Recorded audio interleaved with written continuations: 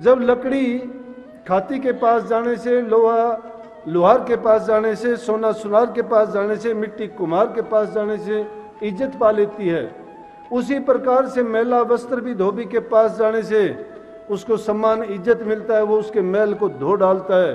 और उससे भी बढ़ के जो मैली रूह जिसका कहीं इलाज नहीं है, ना दुनियादारी के लोग कर सकते हैं, ना यारे प्यारे कर सकते हैं, ना तुम्हारी मिट्टी की मूर्तें कर सकती हैं। तुम जहां जाके अपने मत्थों को रगड़ते हो, जिन मूर्तों के सामने मन्नत मांगते हो, मूर्तें मन्नत नहीं देती हैं। वो ताकत ही तुम्हारी अपनी है। उस मन को एकाग्र करके तुम्हें आत्म देव में जो ताकत है, तुम अपने आप में ही अगर उसको खोजोगे तो ताकत तुम्हारे अंदर छिपी हुई है। इंसान ने अपनी हालत सिर्फ ऐसी बनाई हुई है जिस प्रकार से किसी भूखे कुत्ते को सूखी हड्डी मिल जाती है। भूखा कुत्ता सूखी हड्डी को लेके जाता है और छिप के उस हड्डी को चबाना शुरू करता है। वो सोचता है कि मुझे बहुत अच्छी वस्तु मिली है, क्योंकि उसकी आदत है। उसको ये नहीं पता हड्डी सूखी है, इसमें कुछ नहीं है, लेकिन हड्डी को एकांत में ले जाता है, छिप के उसको चबाता है। उसी के मसूड़े टूटते हैं, उसके मुंह से खून निकलता है, जिह्वा से उसी खून को वो चखता है और सोचता है कि मजा हड्डी में आ रहा है, लेकिन हड्डी में मजा नहीं है। किसका मजा है? वो अपने ही खून का मजा है। इंसान भी इसी प्रकार से अपनी शक्तियों को बाहर निकाल के उन शक्तियों को फिर से दोबारा पूजना शुरू करता है, फिर अंदर में ले जाना चाहता है। अरे संतों की, गुरुओं की जो धुर आध्यात्मिकता की पूरी शिक्षा है, वो क्या है? वो जीव को कहते हैं कि जो ताकत तुम्हारे आत्मदेव में है, तुम्हारे अंदर छिपी हुई है, जो खजाना तुम्हारे अंदर में है, उसको बाहर खोजने कहाँ जाते हो?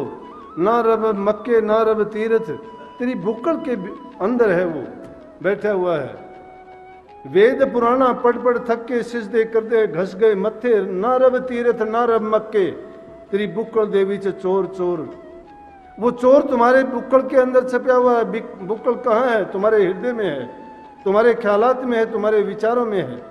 लेकिन इस किले के अंदर ऊंची गहराइयों में 10 द्वार से ऊपर है वो चीज, और उसको खोजने के लिए एक ही गुप्त रास्ता बताया गया है, बनाया गया है, और उसी रास्ते से उस पर जाया जा सकता है, और उसका भेद सिर्फ सतगुरु से मिलता है।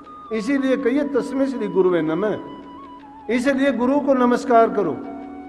गुरु को नमस्कार करने का मतलब, गुरु को इज्जत देने का मतलब ये नहीं है कि गुरु उससे बड़ा हो जाएगा, ऊंचा हो जाएगा। लेकिन जिसको भी तुम नमन करोगे, जिसको भी तुम अभिवादन करोगे, जिसके सामने तुम याचना करोगे, उसके पास जो होगा वो खुले मन से आपको वो चीज सौंप देगा। तो गुरु सब चीजों, सारी शक्तियों का मालिक है, क्योंकि जिसने उस परमात्मा से अपना संबंध जोड़ लिया है वो कुछ भी कर सकता है। लेकिन हम तो भ्रम में बहे जा रहे हैं, हमें ये पता ही नहीं है कि गुरु करता क्या है।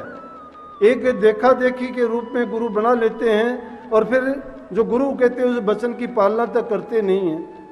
गुरु के पास भी हम संसार की कामनाओं को, चाहनाओं को लेकर ही जाते हैं। जब तुम गुरु के पास कामनाओं को लेकर जाओगे तो गुरु तुम्हारे लिए संसार बन जाएगा। लेकिन संसार के पास भी तुम अगर निकाम होके जाओगे तो संसार ही तुम्हारे लिए गुरु बन जाएगा। गुरु का मतलब क्या है? गुरु अंधकार को दूर करता है, अज्ञान को मिटाता है, भ्रमों से निकालता है, तुम्हारी रूह पर चढ़े हुए कर्मों के पर्दों को उतार देता है, जन्म जन्म से लगे हुए दाग और धब्बों को धो डालता है। एक जन्म से नहीं, 84 लाख की योनि में कितने हम कर्म कर करके इस रूह पर इतने हमने धब्बे लगाए हैं कि ना हमें पता है, ना ही उतारने का पता है। लेकिन जब किसी पूर्ण मुर्शिद के पास जाओगे और उनसे दीक्षा लेके नाम की कमाई करोगे, उनके वचन की पालना करते जाओगे, कितने भी जाप ताप करो, कितने वेद पुराणों को पढ़ो, लेकिन गुरु भक्ति के बिना जीव का कल्याण कहीं नहीं हो सकता, कभी हुआ ही नहीं है। क्यों नहीं हो सकता? कि वो बेजुबान है, वो एक जड़ चीज है।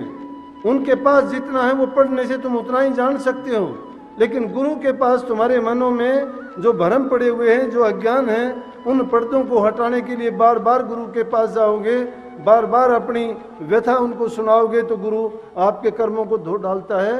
और वो ये रू रियायत नहीं करता कि ये गरीब है, ये अमीर है, ये छोटा है, ये बड़ा है, ये कोटी है, ये कंगला है। जिस प्रकार से धोबी के घाट पर जो कपड़ा जाता है वो नहीं देखता ये हलवाई का है, नहीं देखता ये तेली का है, नहीं देखता ये किसी दूसरे आदमी का है, मजदूर का है या किसी सेठ साहूकार का है। वो भट्टी जब चढ़ाता है उसमें एक भट्टी में नहीं, दो भट्टी में नहीं, चाहे कितने भी उसको लगानी पड़े, वो साफ करने की गारंटी और जिम्मेवारी जब लेता है उस कपड़े को बिना साफ किए वो छोड़ता नहीं है। इसी प्रकार से संत सतगुरु इस दुनिया में इन रूहों के कल्याणार्थ उनके कर्मों को धोने के लिए आते हैं। इसीलिए उनको कोई ना तो स्वार्थ होता है, ना उनको दुनियादारों से मतलब होता है। कई भी है शास्त्रों में कि तरवर सरवर संत जन चौथे वर्ष में परमार्थ के कारण ये चारों धारण थे।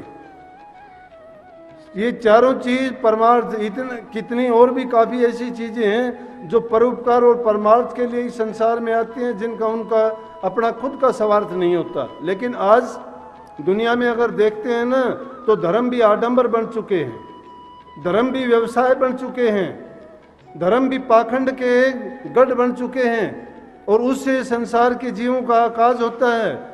उनको वास्तविक भेद का पता नहीं है, लकीर के फकीर बने हुए हैं, अपनी बात मनवाने के लिए झूठी साची बातें बना के अपना व्यापार चलाते हैं। लेकिन जिस गुरु के पास ज्ञान नहीं है, समझ नहीं है और वो जीव का कल्याण नहीं कर सकता है, करनी नहीं की है और उसके पास वास्तविक भेद नहीं है, तो जीव का आकाश हो जाता है। जीव फिर 84 लाख योनि में काल के खूंटे से बांध दिया जाता है। ये दुनियादारी सब माया का खेल है और काल का रचा हुआ है सारा काम। जिस काल देश में माया का पसारा है, ये माया भिन्न भिन्न प्रकार के रूप धारण करके जीवों को लूटती है, खसोटती है। ये जीव बेचारा क्या करता है, क्योंकि इसको ये ज्ञान है नहीं, जानता नहीं है, जानने पर भी बहकाया जाता है, क्योंकि जो चीज आसानी से मिल जाती है उसको ये ज्यादा अच्छा समझता है। लेकिन संतों के संग में अगर जाओगे, तुम्हें अगर दुख हो, तकलीफ हो, तो भी घबराने की जरूरत नहीं है। कही है कि संतों के संग में जो की भूसी का, खीर खांड हलवा मिले तो साकित संग न जा।